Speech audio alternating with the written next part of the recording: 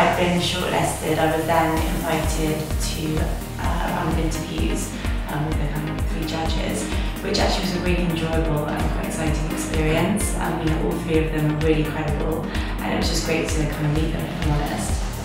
So when I was told that I'd won, I was obviously very excited, incredibly flattered, and the team, as I said, it's a team effort, so we sort of celebrated together, and my mum, of course, was very proud.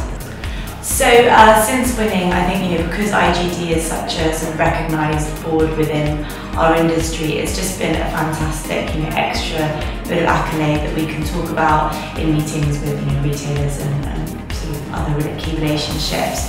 And yeah, I guess it's a credible way of showing some of the success that we've enjoyed. So the process is pretty straightforward. So I really recommend anyone who's interested in entering. And it's a great experience to meet some really interesting people in the industry.